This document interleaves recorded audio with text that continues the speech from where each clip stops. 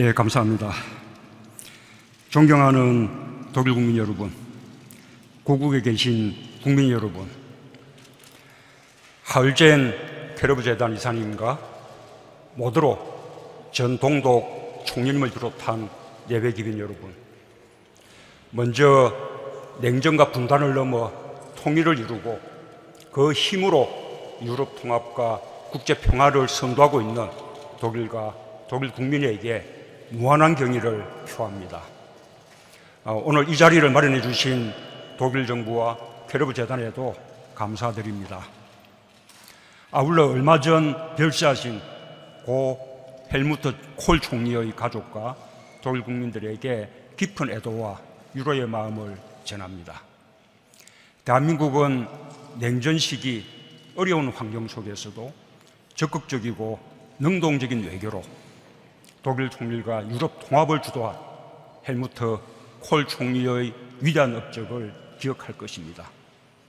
친애하는 예배 기빈 여러분, 이곳 베를린은 지금으로부터 17년 전 한국의 김대중 대통령이 남북 화해 협력의 기틀을 마련한 베를린 선언을 발표한 곳입니다. 여기 알테스 슈타트하우스는 독일 통일조약 협상이 이루어졌던 역사적 현장입니다. 나는 오늘 베를린의 교훈이 살아있는 이 자리에서 대한민국 새 정부의 한반도 평화구상을 말씀드리고자 합니다.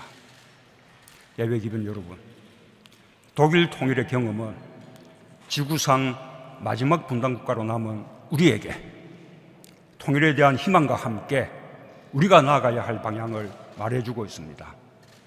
그것은 우선 통일에 이르는 과정의 중요성입니다. 독일 통일은 상호 존중의 바탕을 둔 평화와 협력의 과정이 얼마나 중요한지를 일깨워 주었습니다. 독일 국민들은 이 과정에서 축적된 신뢰를 바탕으로 스스로 통일을 결정할 수 있었습니다. 동서독의 시민들은 다양한 분야에서 교류, 협력했고 양측 정부는 이를 제도적으로 보장했습니다. 비정치적인 민간 교류가 정치 이념의 빗장을 풀었고 양측 국민들의 다친 마음을 열어나갔습니다. 동방정책이 20여 년간 지속되었다는 사실도 중요합니다. 정권이 바뀌어도 일관된 정책이 가능했던 것은 국민의 지지와 더불어 국제사회의 협력이 바탕이 되었기 때문입니다. 독일은 유럽의 평화 질서가 조성될 때 그 틀 안에서 독일의 통일도 가능할 것이라고 보았습니다. 국제사회와 보조를 맞추고 때로는 국제사회를 설득해서 튼튼한 안보를 확보하고 양국 관계에 대한 지지를 보장받았습니다. 빌리 브란트 총리가 첫걸음을 뗀 독일의 통일 과정은 다른 정당의 헬무트 콜 총리에 이르러 완성되었습니다. 나는 한반도의 평화와 공동 번영을 위해서도 마찬가지로 정당을 초월한 협력이 이어져 나가야 한다고 믿습니다. 예배 기빈 여러분, 한반도의 평화와 통일을 바라는 우리 국민들에게 베를린은 김대중 대통령의 베를린 선언과 함께 기억됩니다. 김대중 대통령의 베를린 선언은 2000년 제1차 남북 정상회담으로 이어졌고 분단과 전쟁 이후 60여 년간 대립하고 갈등해온 남과 북이 화해와 협력의 길로 들어서는 대전환을 이끌어냈습니다. 그 뒤를 이어 노무현 대통령은 2007년 제2차 남북 정상회담을 통해 남북 관계의 발전과 평화 번영을 위한 이정표를 세웠습니다. 김대중 대통령과 노무현 대통령은 한반도의 평화를 정착시키기 위한 국제 협력도 추진해 나갔습니다. 그 기간 동안 6자 회담은 북핵 문제 해결 원칙과 방향을 담은 9.19 성명과 1.3 합의를 채택했습니다. 북미 관계, 북일 관계에도 진전이 있었습니다. 나는 앞선 두 정부의 노력을 개성하는 동시에 대한민국의 보다 주도적인 역할을 통해 한반도의 평화체제를 구축하는 담대한 여정을 시작하고자 합니다. 존경하는 내외국민 여러분, 한반도가 직면하고 있는 가장 큰 도전은 북핵 문제입니다. 북한은 핵과 미사일 도발을 계속하며 한반도와 동북아, 나아가 세계의 평화를 위협하고 있습니다. 특히 바로 이틀 전에 있었던 미사일 도발은 매우 실망스럽고 대단히 잘못된 선택입니다.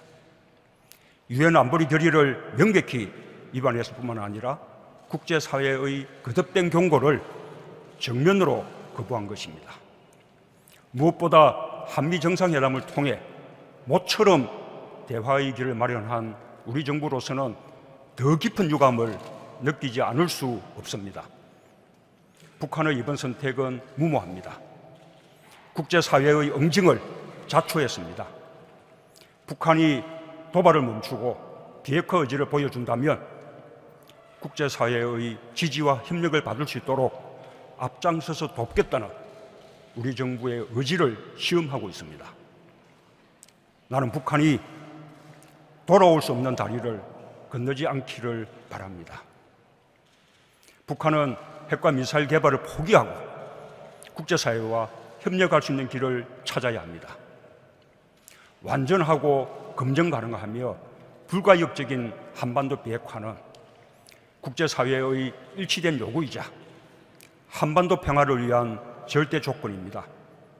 한반도 비핵화를 위한 결단만이 북한의 안전을 보장하는 길이라는 뜻입니다. 그래서 나는 바로 지금이 북한이 올바른 선택을 할 수 있는 마지막 기회이고 가장 좋은 시기라는 점을 강조합니다. 점점점 높아지는 군사적 긴장의 악순환이 한계점에 이른 지금 대화의 필요성이 과거의 때보다 절실해졌기 때문입니다. 중단되었던 한반도 평화 프로세스를 다시 시작할 수 있는 기본 여건이 마련됐다는 점도 중요합니다. 최근 한미 양국은 제재는 외교적 수단이며 평화적인 방식으로 한반도 비핵화를 달성한다는 큰 방향에 합의했습니다. 북한에 대해 적대시 정책을 갖고 있지 않다는 사실을 천명했습니다. 북한의 선택에 따라 국제사회가 함께 보다 밝은 미래를 제공할 수 있음을 확인했습니다. 한미 양국은 또한 당면한 한반도 위기를 타개하기 위해서도 남북관계 개선이 중요하다는 점에 인식을 같이 했습니다. 트럼프 대통령은 한반도 평화통일 환경을 조성함에 있어서 대한민국의 주도적 역할을 지지했고 남북 대화를 재개하려는 나의 구상을 지지했습니다. 중국의 시진핑 주석과도 같은 공감대를 확인했습니다. 이제 북한이 결정할 일만 남았습니다. 대화의 장으로 나오는 것도 어렵게 마련된 대화의 기회를 걷어차는 것도 오직 북한이 선택할 일입니다. 그러나 만일 북한이 핵 도발을 중단하지 않는다면 더욱 강한 제재와 압박 외에는 다른 선택이 없습니다. 한반도의 평화와 북한의 안전을 보장할 수 없게 될 것입니다. 나는 한반도 평화를 위한 우리 정부와 국제사회의 의지를 북한이 매우 중대하고 긴급한 신호로 받아들일 것을 기대하고 촉구합니다. 내외국민 여러분, 이제 한반도의 냉전 구조를 해체하고 항구적인 평화 정착을 이끌기 위한 우리 정부의 정책 방향을 말씀드리겠습니다. 첫째, 우리가 추구하는 것은 오직 평화입니다. 평화로운 한반도는 핵과 전쟁의 위협이 없는 한반도입니다. 남과 북이 서로를 인정하고 존중하며 함께 잘 사는 한반도입니다. 우리는 이미 평화로운 한반도로 가는 길을 알고 있습니다. 6.15 공동선언과 14 정상선언으로 돌아가는 것입니다. 남과 북은 두 선언을 통해 남북 문제의 주인이 우리 민족임을 천명했고, 한반도에서 긴장 완화와 평화 보장을 위한 긴밀한 협력을 약속했습니다.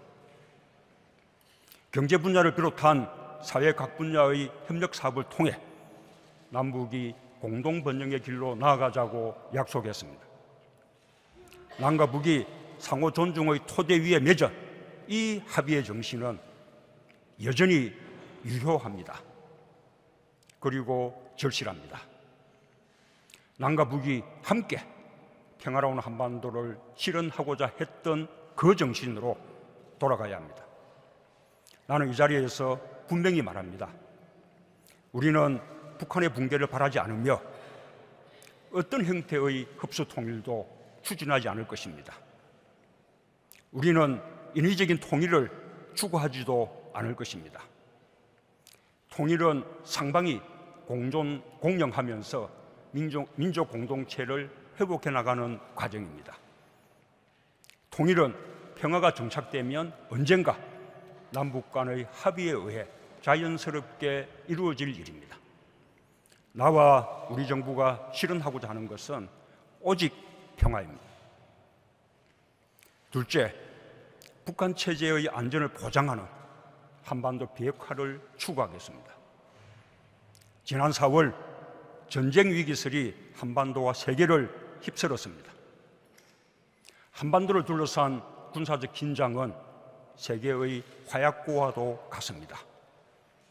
한반도의 군사적 긴장을 시급히 완화해야 합니다. 남북 간의 무너진 신뢰를 다시 회복해야 합니다. 우리는 이를 위해 교류와 대화를 모색해 나갈 것입니다. 북한도 더 이상의 핵도발을 중단해야 합니다. 우발적인 충돌을 방지하기 위한 군사관리 체계도 구축해 나가야 합니다. 보다 근본적인 해법은 북핵 문제의 근원적 해결입니다. 북핵 문제는 과거보다 훨씬 고도화되고 어려워졌습니다. 단계적이고 포괄적인 접근이 필요합니다.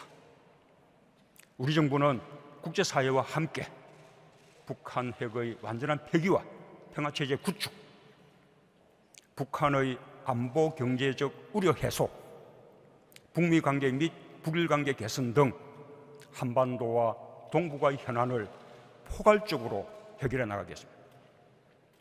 그러나 손뼉도 마주쳐야 소리가 나는 법입니다. 북한이 핵도발을 전면 중단하고 비핵화를 위한 양자 대화와 다자 대화에 나서야만 가능한 일입니다. 셋째, 항구적인 평화체제를 구축해 나가겠습니다.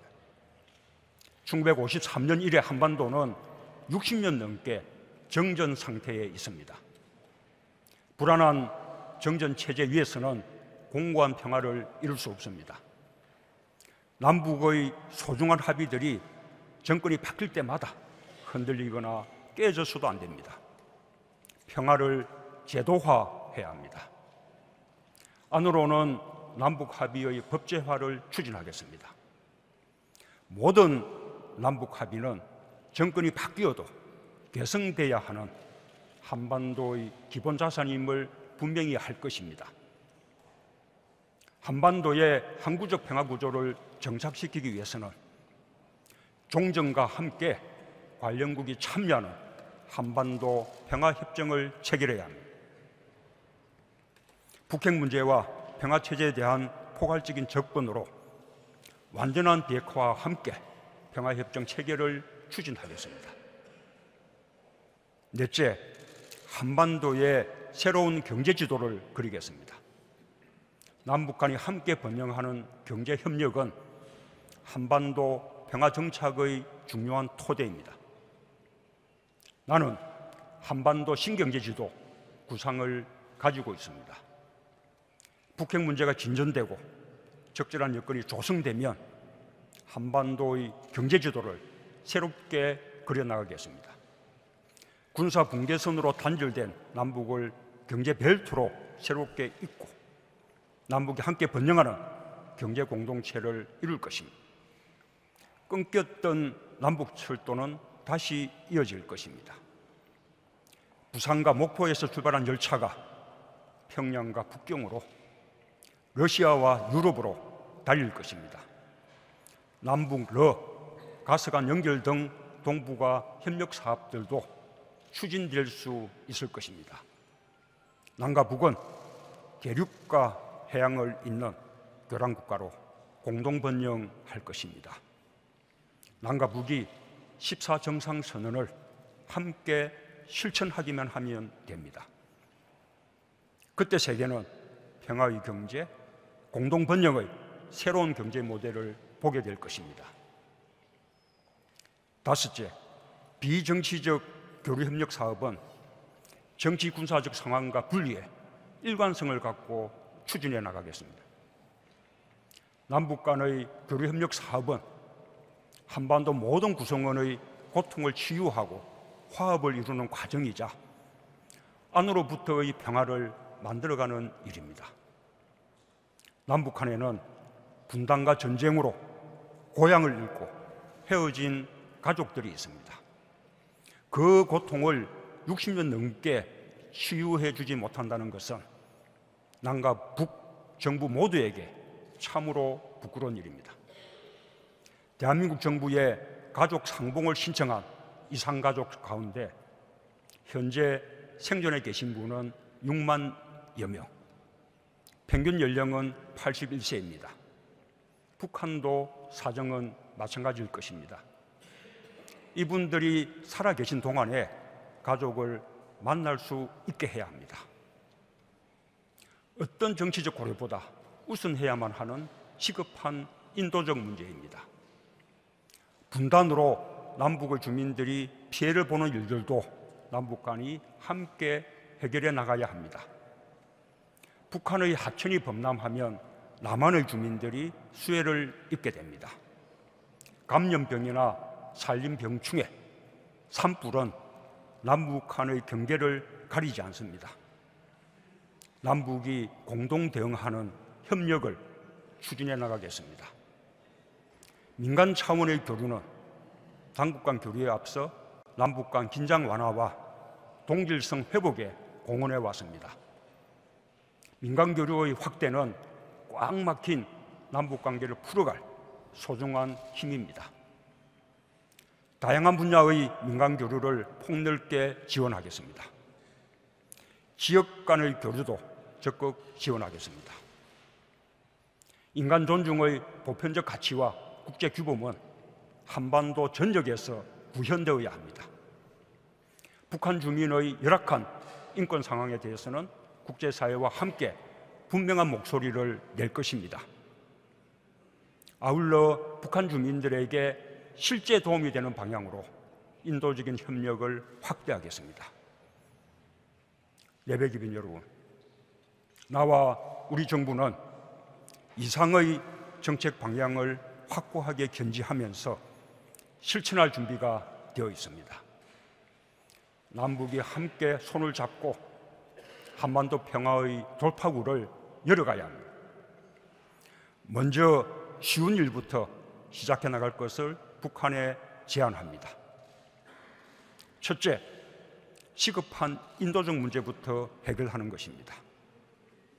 올해는 14정상선언 10주년입니다. 또한 10월 4일은 우리 민족의 큰 명절인 추석입니다. 남과 북은 14선언에서 흩어진 가족과 친척들의 상봉을 확대하기로 합의한 바 있습니다. 민족적 의미가 있는 두 기념일이 겹치는 이날에 이산가족 상봉 행사를 개최한다면 남북이 기존 합의를 함께 존중하고 이행해 나가는 의미 있는 출발이 될 것입니다. 북한이 한 걸음 더 나갈 용의가 있다면 이번 이산가족 상봉에 성묘 방문까지 포함할 것을 제안합니다. 분단 독일의 이산가족들은 서신 왕래와 전화는 물론 상호 방문과 이주까지 허용되었습니다. 우리도 못할 이유가 없습니다. 더 많은 이산가족이 우리 곁을 떠나기 전 그들의 눈물을 닦아주어야 합니다. 만약 북한이 당장 준비가 어렵다면 우리 측만이라도 북한 이산가족의 고향 방문이나 성묘를 허용하고 개방하겠습니다. 북한의 호응을 바라며 이산가족 상봉을 논의하기 위한 남북 적시자 회담 개최를 희망합니다. 둘째, 평창 동계올림픽에 북한이 참가하여 평화올림픽으로 만드는 것입니다. 2018년 2월 한반도의 군사 분계선에서 100km 거리에 있는 대한민국 평창에서 동계올림픽이 개최됩니다. 2년 후 2020년엔 하계올림픽이 동경에서, 2022년엔 북경에서 동계올림픽이 개최됩니다. 우리 정부는 아시아에서 이어지는 이 소중한 축제들을 한반도의 평화, 동북아와 세계의 평화를 만들어가는 계기로 만들 것을 북한에 제안합니다. 스포츠에는 마음과 마음을 잇는 힘이 있습니다. 남과 북, 그리고 세계의 선수들이 땀 흘리며 경쟁하고 쓰러진 선수를 일으켜 부둥켜 안을 때 세계는 올림픽을 통해 평화를 보게 될 것입니다. 세계의 정상들이 함께 박수를 보내면서 한반도 평화의 새로운 시작을 함께 열 수 있기를 기대합니다. 북한의 평창 동계올림픽 참가에 대해 IOC에서 협조를 약속한 만큼 북한의 적극적인 호응을 기대합니다. 셋째, 군사 분계선에서의 적대 행위를 상호 중단하는 것입니다. 지금 이 순간에도 한반도의 군사 분계선에서는 총성 없는 전쟁이 계속되고 있습니다. 양측군에 의한 군사적 긴장 고조 상태가 변하지 않고 있습니다. 이는 남북한 무력 충돌의 위험성을 고조시키고 적병 지역에서 생활하는 양측 국민의 안전을 위협하는 일입니다. 올해 7월 27일은 휴전협정 64주년이 되는 날입니다. 이날을 기해 남북이 군사 분계선에서 군사적 긴장을 고조시키는 일체의 적대 행위를 중지한다면 남북 간의 긴장을 완화하는 의미 있는 계기가 될 것입니다. 넷째, 한반도 평화와 남북 협력을 위한 남북 간 접촉과 대화를 재개하는 것입니다. 한반도 긴장 완화는 가장 시급한 문제입니다. 지금처럼 당국자 간 아무런 접촉이 없는 상황은 매우 위험합니다. 상황 관리를 위한 접촉으로 시작하여 의미 있는 대화를 진전시켜 나가야 합니다. 나아가 올바른 여건이 갖춰지고 한반도의 긴장과 대치 국면을 전환시킬 계기가 된다면 나는 언제 어디서든 북한의 김정은 위원장과 만날 용의가 있습니다. 핵 문제와 평화협정을 포함해 남북한의 모든 관심사를 대화 테이블에 올려놓고 한반도 평화, 남북 협력을 위한 논의를 할 수 있습니다. 한 번으로 되지 않을 것입니다. 시작이 중요합니다. 자리에서 일어서야 발걸음을 뗄 수 있습니다. 북한의 결단을 기대합니다. 존경하는 예배 기분 여러분, 독일은 한국보다 먼저 냉전을 극복하고 통일을 달성했지만 지금은 지역주의와 테러, 난민 문제 등 평화에 대한 또 다른 도전에 직면해 있습니다. 나는 독일이 베를린의 민주주의와 평화 공존의 정신으로 새로운 도전들을 극복하고 독일 사회와 유럽의 통합을 완성해 나갈 것을 믿습니다. 대한민국도 성숙한 민주주의의 힘으로 평화로운 한반도를 반드시 실현해 나갈 것입니다. 베를린에서 시작된 냉전의 해체를 서울과 평양에서 완성하고 새로운 평화의 비전을 동북아와 세계에 전파할 것입니다. 독일과 한국은 평화를 향한 전진을 멈추지 않을 것입니다. 양국은 언제나 서로를 지지하고 응원하며 연대할 것입니다. 인류의 더 나은 삶, 세계의 더 좋은 미래를 향해 굳세게 함께 나아갑시다. 감사합니다.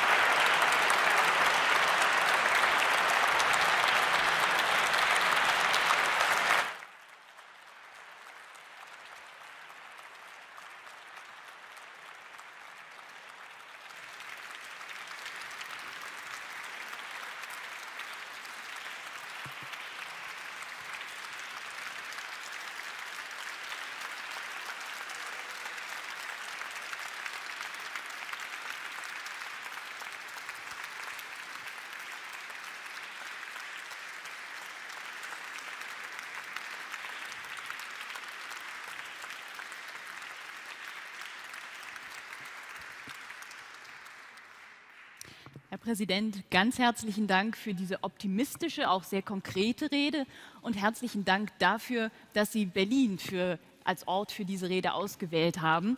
Meine Damen und Herren, ein kurzer technischer Hinweis. Sie kennen das Motto der Körber-Stiftung, miteinander, nicht übereinander reden. Und damit es mit dem Miteinander auch gut funktioniert, werden wir jetzt von der Simultan- zur Konsekutivdolmetschung umswitchen. In bewährter Manier werden Herr Präsident und ich kurz auf dem Podium diskutieren und dann haben Sie noch Zeit für Fragen und Kommentare. 예, 지금 아시다시피 원래 전체 행사는 지금까지 동시 통역으로 진행이 되었습니다. 하지만은 이제 보다 더 우리 큐르바 재단이 지향하는 서로를 위한 소통, 교류 이거를 정확하게 잘 하기 위해서 지금부터는 순차 통역으로 진행을 하도록 하겠습니다. 참고하시기 바랍니다. Herr Präsident, lassen Sie uns sofort in medias res gehen. Am 4. Juli hat Nordkorea zum ersten Mal erfolgreich, allem Anschein nach, eine Interkontinentalrakete getestet. Ihr Militär hat gemeinsam mit dem amerikanischen Militär daraufhin auch ein Raketenmanöver durchgeführt.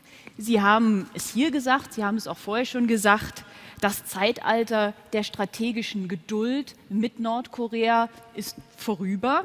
Und es fällt ein bisschen schwer, in dieser Situation noch Räume für Dialog zu sehen. Meine Frage an Sie ist, und vielleicht darf ich ein bisschen Advocatus Diaboli sein, meine Frage an Sie wäre, ist denn Ihre Politik des Dialogs nicht vielleicht schon gescheitert, bevor sie überhaupt richtig begonnen hat? 네, 대통령님.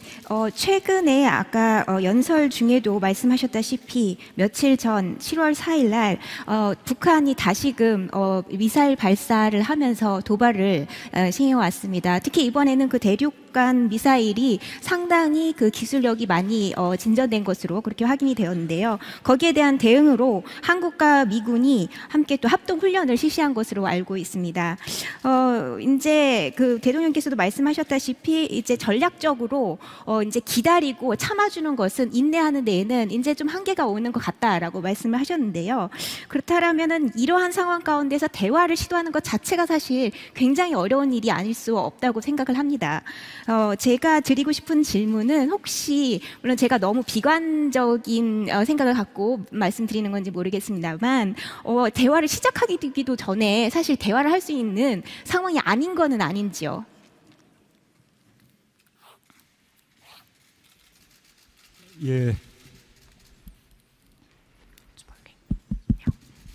예, 그렇습니다. 이번 미사일 발사는 가장 고도화된 미사일 발사입니다. 사거리가 역대 최장을 기록했습니다. 지금 북한의 도발이 한계에 이르르고 있습니다. 이런 북한의 거듭된 도발에 대해서 우리 국제사회는 함께 경각심을 가져야 합니다. 보다 더 엄중한 제재와 압박을 북한에 가할 필요가 있습니다. 그러나 궁극적인 해법은 군사적인 방법이 아니라 평화적인 방법으로 해결돼야 한다고 생각합니다. 강도 높은 제재와 압박의 궁극적인 목표는 북한이 핵폐기를 논의하기 위한 협상 테이블로 이끌어내는 것이라고 생각합니다. 또 그것을 위해서 북한의 계속되는 핵도발을 멈추도록 강요하기 위한 것이어야 한다고 생각합니다. Ja, also wie Sie was Sie alles gesagt haben, stimmt eigentlich. Wir befinden uns in einer sehr schwierigen Lage heutzutage. Und wie Sie auch erwähnt haben, die jüngste Raketentest Nordkoreas vor 2 Tagen war eines der mit der höchsten Technologie, die sie stattgefunden hat. Zum Beispiel von der Reichweite her war sie die größte gewesen, wie die bislang getätigt worden ist. Und solche anhaltende Provokationen Nordkoreas nimmt die Geduld, diese entgegenzunehmen, ist nicht nur bei uns, sondern auch, ich glaube, bei der internationalen Gemeinschaft stößt sie langsam auf ihre Grenzen. Deshalb sind nun wirklich härtere Sanktionen und härterer Druck gegenüber Nordkorea angesagt, das stimmt. Aber ich denke trotzdem immer noch, eine grundsätzliche Lösung, eine wirkliche Lösung kann es nur durch friedlichen Dialog geben. Und auch der eigentliche Grund, warum wir Druck ausüben auf Nordkorea und Sanktionen ausüben, ist ja eigentlich letztendlich, weil wir wollen, dass Nordkorea an den Verhandlungstisch zurückkehrt, dass er es aufgibt mit seinen atomaren Provokationen. Herr Präsident, bevor ich dem Publikum das Wort gebe, darf ich vielleicht noch eine Frage stellen zu Ihrem Verhältnis zu den USA. Sie haben im Wahlkampf schon gesagt, dass Seoul lernen muss, Washington auch mal Nein zu sagen. Sie haben jetzt in Ihrer Rede auch noch mal betont, dass Sie für Ihr Land eine Hauptrolle sehen in der Korea-Krise. Jetzt ist das mit dem Nein-Sagen ja immer so eine Sache, vor allem dann, wenn die Seite, der man Nein sagt, der wichtigste Garant für die eigene Sicherheit ist. Wie stellen Sie sich die Zukunft der Beziehung zwischen Ihrem Land und den USA vor? 대통령이 이제 청중에게 질문의 기회를 넘기기 전에 제가 한 가지 질문만 더 드리고 싶습니다. 그것은 바로 한국과 미국 간의 한미 관계에 관련된 질문인데요. 이미 이제 대통령 선거가 한참 진행되는 동안에도 선거 유세를 하시는 과정에서 대통령님께서는 이제는 우리도 미국에 대해서 당당히 할 말은 하고 아니다라는 거에 대해서는 아니다라고 말할 수도 있어야 된다라는 말씀을 하신 것으로 알고 있습니다. 그리고 또 이 한반도 문제, 북한 문제에 있어서는 무엇보다 우리 당사자인 한국이 주도권을 갖는 것이 가장 중요하다라고 누차 강조하신 바가 있는데요. 이것이 근데 이렇게 아니다라고 말할 수 있는 그 용기라든지 그런 것이 그렇게 쉽지만 않은 것 같습니다. 특히 이제 그것이 국가의 어떤 안보와 직결되는 아주 그런 리스크 탑을 한 그런 상황일 경우에는 더더욱 그럴 거라고 생각을 하는데요. 예, 질문을 드리겠습니다. 한국과 미국 간의 한미 관계 관련해서는 대통령께서 어떻게 보시고 계시는지요? 예, 저는 오늘 아침에 시진핑 주석과 개별 회담을 가졌습니다. 아직 중국과 한국 사이에 이 사드 문제를 둘러싸고는 서로 이견이 해소되지 않고 있습니다. 이 사드 문제의 해결을 위해서 보다 긴밀히 협의해 나갈 필요가 있습니다. 그러나 그 외의 문제에 대해서는 시진핑 주석과 저 사이에 아무런 이견이 없었습니다. 이번 미사일 발사에 대해서도 그에 대응하기 위해서 보다 강도 높은 제재와 압박이 필요하다고 시진핑 주석도 인정을 했습니다. 그리고 그것을 위해서 중국이 의장국을 맡고 있는 유엔 안보리에서 더 노력할 것이고 중국이 자체적으로도 더 노력하겠다고 말했습니다. 그러나 궁극적인 해법은 평화적인 해결이어야 한다고 또 양정상 간의 의견의 일치를 봤습니다. 그리고 한반도에서 평화를 만들어내는 그 프로세스에서 우리 대한민국이 보다 주도적인 역할을 할 필요가 있다. 그리고 그 남북관계의 개선이 이 북핵 문제 해결에 도움이 될 것이다 라는 점에 대해서도 시진핑 주석과 사이에 아무런 이견이 없었습니다. 이런 점에 대해서는 어제 또 메르켈 총리와도 대화를 나눈 바 있는데 메르켈 총리님의 생각도 다르지 않았습니다. 더 말씀을 드리자면 저는 그래서 이 제재와 압박의 강도를 높이기 위한 유엔 안보리의 결의와 별도로 이번 G20 정상회의에서도 북한의 미사일 발사에 대한 우리 정상들의 공동의 의지가 표명될 필요가 있다고 생각합니다. 그 문제에 관해서 여러 정상들과 폭넓게 의견을 나눠볼 생각입니다. Ja, wenn ich vielleicht zuerst ein bisschen erläutern darf. Ich hatte heute früh, morgen, die Gelegenheit, ein bilaterales Treffen mit dem chinesischen Xi Jinping, dem Staatspräsident, zu haben. Während dieses Treffens konnten wir feststellen, dass zwischen unseren beiden Ländern zwar in der Frage bezüglich des Raketenabwehrschildsystems, den sogenannten SAD-System, einige unterschiedliche Meinungen immer noch vorherrschen, aber dass hinweg über diese Frage in allen anderen Punkten wir uns eigentlich in einer Meinung waren. Und besonders was auch die Nordkorea-Frage anbelangt, dass wir voll und ganz einer Meinung waren, dass es nun wirklich Zeit ist, größeren Druck auszuüben, härtere Sanktionen auch zu fordern, um Nordkorea zu bewegen. China hat dabei auch zugesagt, dass es im Rahmen des UNO-Sicherheitsrates, wo es gerade eine Präsidentschaft innehat, auch eine aktivere Rolle zu spielen und sich darum zu bemühen, für diese Frage sich aktiver einzusetzen. Und zwar nicht nur im Rahmen der UNO und im multilateralen Rahmen, sondern auch bilateral. Also es wäre auch bereit, selbstständig mehr aktiver zu werden in dieser Frage.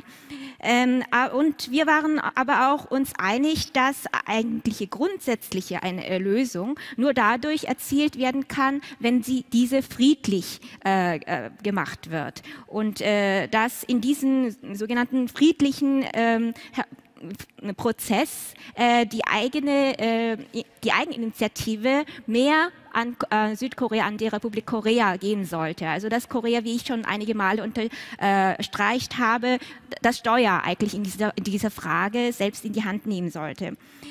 Und wir waren uns auch darin einig, dass die Verbesserung der innerkoreanischen Beziehungen ganz bestimmt auch dazu führen wird, die nordkoreanische Nuklearfrage zu lösen oder wenigstens in die Richtung einer Lösung zu gehen.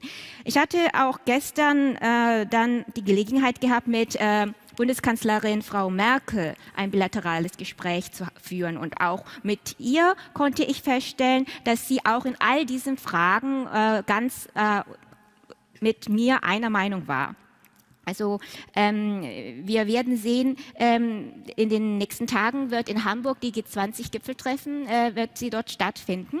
Und ich denke, dass es besonders, wo viele Staats- und Regierungsoberhäupter teilnehmen an diesen großen Treffen, dass es sehr wichtig sein wird, da auch einen gemeinsamen Willen bezüglich der Nordkorea-Frage, eine gemeinsame Position auch öffentlich zu bekundschaften. 미국과의 관계도 마찬가지입니다. 이미 지난번 한미 정상회담 때 우리는 미국에 대해서 분명하게 우리의 입장을 밝혔습니다. 그래서 한반도의 문제와 북핵 문제의 해결이 평화적인 방법으로 이루어져야 된다는 사실과 그 과정을 우리 대한민국이 주도해 나가야 한다는 그런 입장을 그대로 공동성명에 반영시킬 수가 있었습니다. 한미 FTA와 또 주한미군의 방위비 분담에 대해서는 한미 간의 입장이 달랐지만 우리는 우리의 입장을 분명히 밝혔습니다. 그렇게 미국에 대해서도 우리의 입장을 분명히 밝히면서 할 말을 하는 그런 관계로 나아가는 것이 한미 동맹을 더 건강하게 발전시켜 나가는 길이라고 믿습니다. Ja, und was ich jetzt auf Ihre Frage zurückgehend sagen möchte, ist, das war auch nicht anders mit der USA. Bei meinem letzten Besuch in Washington und während den Gipfeltreffen mit Präsident Trump konnte ich auch feststellen, dass eigentlich grundsätzlich auch von den USA keinerlei Einwendungen es gab, was es beanlangte, dass der Prozess bezüglich dieser nordkoreanischen Nuklearfrage die beste Lösung eine friedliche Weise sein wird. Also und in diesem Prozess, dass wir, Südkorea, das Steuer in der Hand haben sollte. In diesem Punkt waren wir einer Meinung, konnte ich feststellen, dass wir einer Meinung sind. Und wir haben auch diese Position, diese grundlegende Position, die wir allen bei Ländern, bei bilateralen Gesprächen vorgetragen haben, auch gegenüber USA genau klar und deutlich vorgetragen gehabt. Und wir waren zwar in anderen Fragen, wie zum Beispiel bezüglich Fragen der koreanisch-amerikanischen Freihandelsabkommen oder anderen gemeinsame Kostenübernahme bezüglich Sicherheitsausgaben, zwar nicht so einer Meinung, aber in diesen wesentlichen Punkten, die Sie jetzt gerade angesprochen haben bezüglich der nordkoreanischen Nuklearfrage, waren wir uns einer Meinung. Und ich denke, da habe ich mich wirklich klar und deutlich ausgedrückt und auch das gehalten, was ich gesagt habe, zu was ich Ja und Nein sage. Herr Präsident, bis hierhin schon mal ganz herzlichen Dank. Meine Damen und Herren, wir freuen uns sehr, dass Herr Moon sich noch bereit erklärt hat, 2 Fragen aus dem Publikum zu beantworten. Sie kennen das Ritual bei der Körber-Stiftung. Stellen Sie sich kurz vor und Sie wissen, Sie dürfen über alles reden, nur nicht über 2 Minuten. Ich würde sagen, wir sammeln jetzt einfach die beiden Fragen und geben sie dann an Herrn Präsidenten Moon zurück, um sie zu beantworten. Ich habe schon eine Hand gesehen, die gehört zu Arndt Henze. Den würde ich gerne als erstes aufrufen und jetzt gehe ich nochmal auf die rechte Seite und würde den Herrn hier vorne bitten. Herr Henze, Sie haben das Wort. Ganz herzlichen Dank, Herr Präsident. Wie groß ist Ihre Sorge, dass der Konflikt am Ende möglicherweise doch militärisch eskalieren könnte? Und inwiefern hat sich möglicherweise auch die amerikanische Position seit Ihrem Besuch dadurch verändert, dass Präsident Trump möglicherweise innenpolitisch unter Druck geraten könnte, weil ja die Reichweite des neuen Raketentests auch das amerikanische Kernland treffen könnte. Also er hat sich ja Anfang des Jahres sehr stark festgelegt durch seine Twitter-Äußerungen. Könnte daraus eine Dynamik entstehen, die Ihnen Sorge macht? Vielen Dank. Und wir machen direkt weiter hier auf der rechten Seite.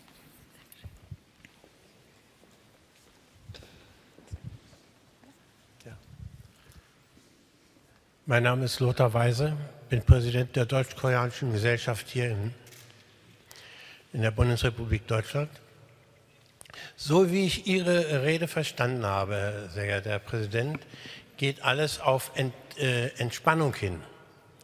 Eventuell eine Vereinigung auch zwischen Süd- und Nordkorea zu erreichen. Aber es gibt ein Problem.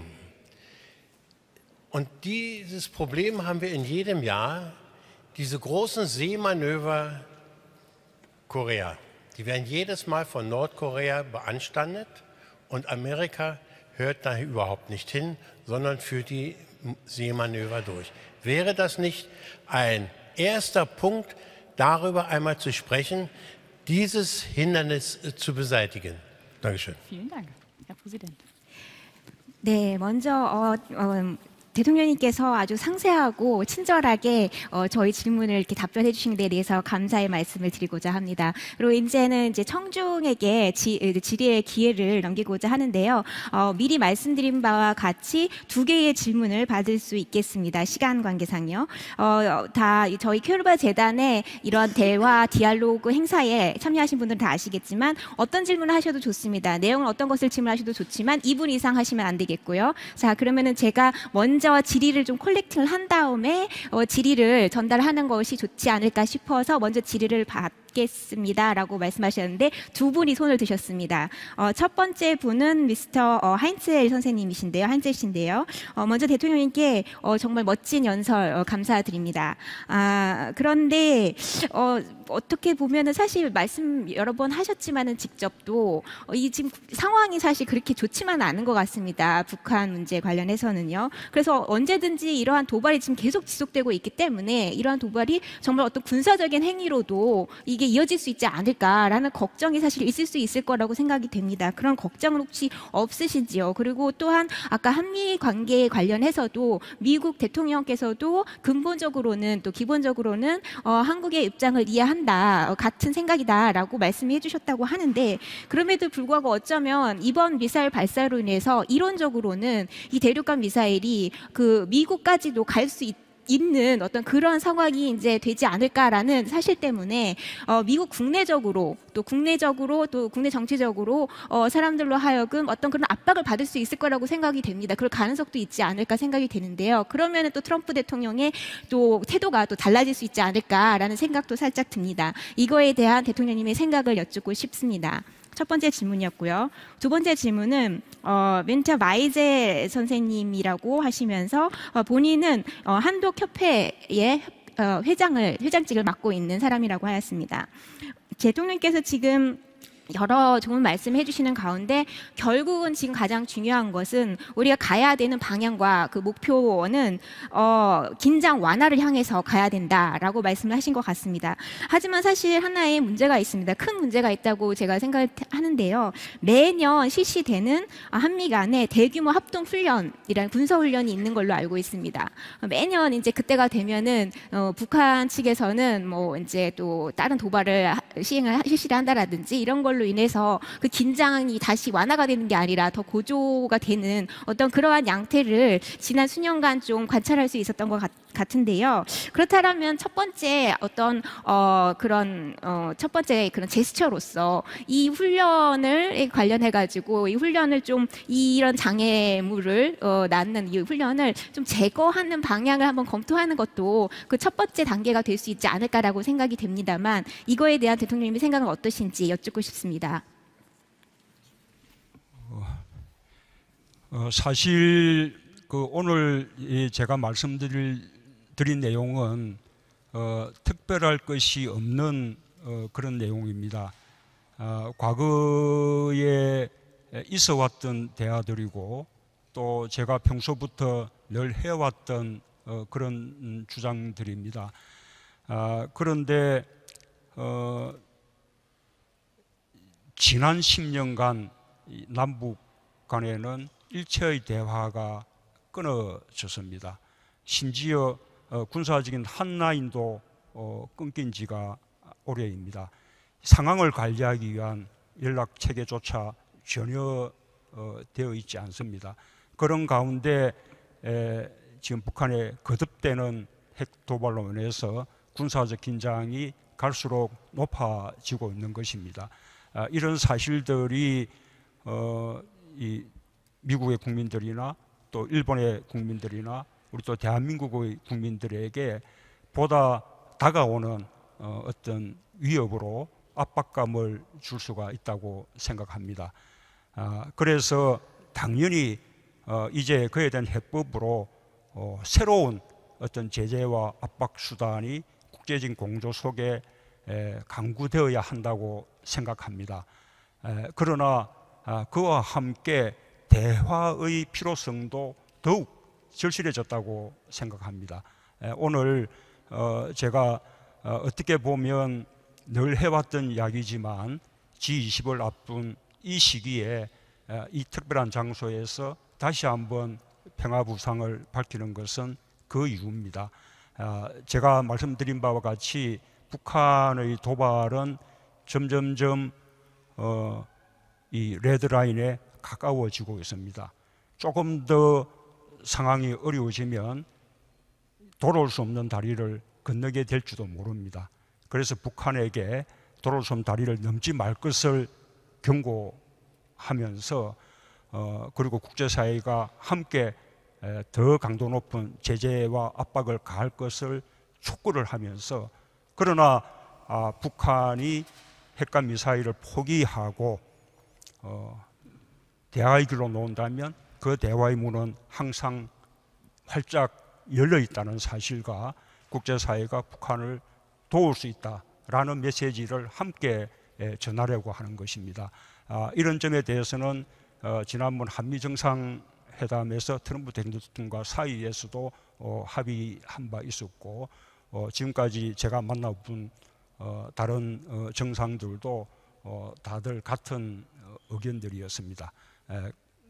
그래서 오늘 이 자리에서 우리 독일 이 통일을 이룩한 위대한 국민인 독일 국민들과 함께 앞에서 북한을 향해서 절실한 제안을 드리는 것입니다. Ja, also eigentlich sind diese Punkte oder das Konzept oder meine Gedanken, die ich heute vor Ihnen vorgetragen habe, nichts Neues und auch nichts Besonderes. Das sind Gedanken, das sind Konzepte, die schon in der Vergangenheit vorhanden waren. Das waren Sachen, die ich persönlich auch immer wieder, bevor ich überhaupt Präsident geworden bin, gesagt habe.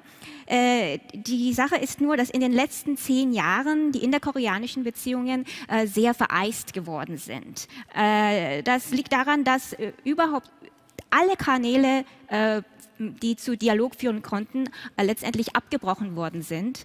Selbst sogar die Kanäle, die Notkanäle, die auf militärischer Basis eigentlich früher immer doch auch in der letzten Ebene aufrechterhalten worden war, ist abgebrochen. Also es gibt keinerlei Kontakte momentan zu Nordkorea, keine Kanäle.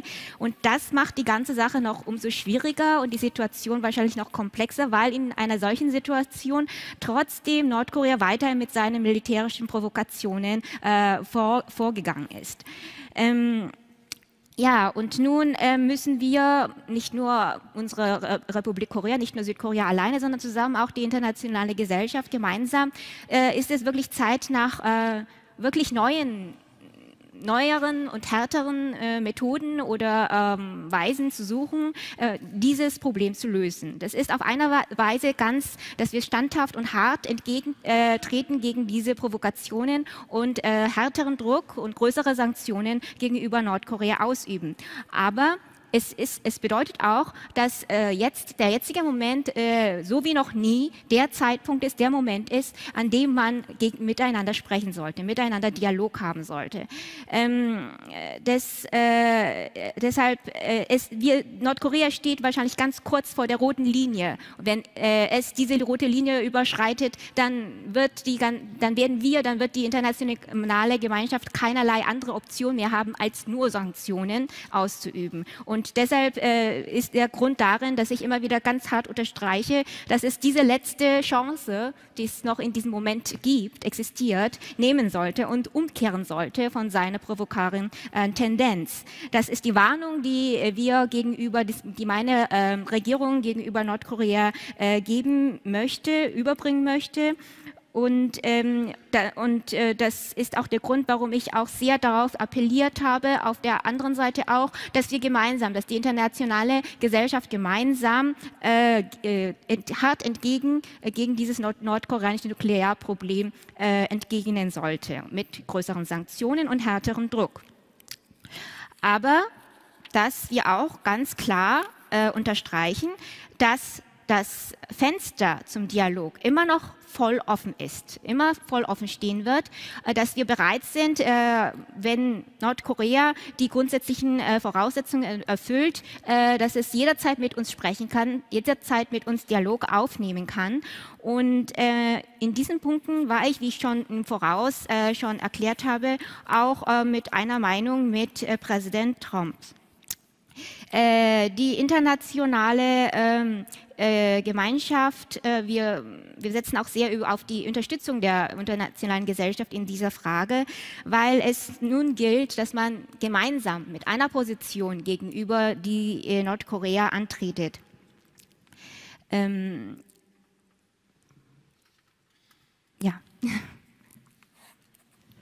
Ja, so viel.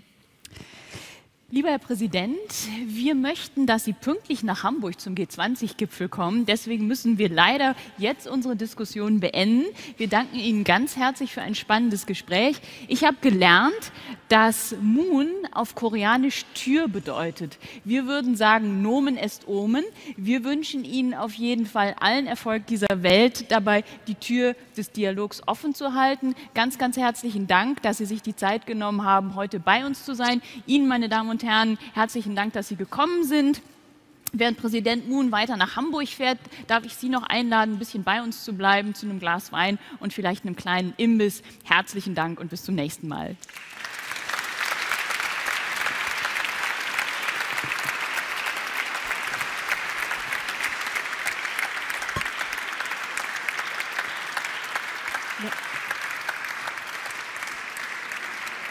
네, 대통령님의 상세한 답변에 다시 한번 감사의 말씀을 드립니다.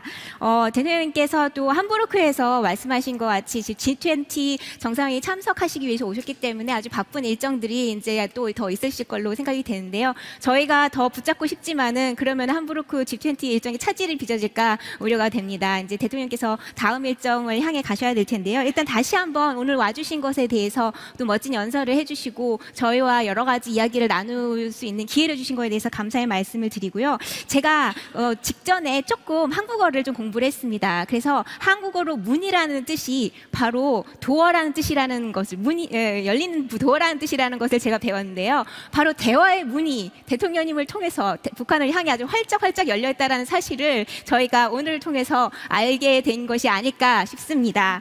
오늘 이렇게 와주셔서 정말 감사드리고요. 와주신 모든 분들께 참석하신 모든 분들께도 감사의 말씀을 드립니다. 감사합니다.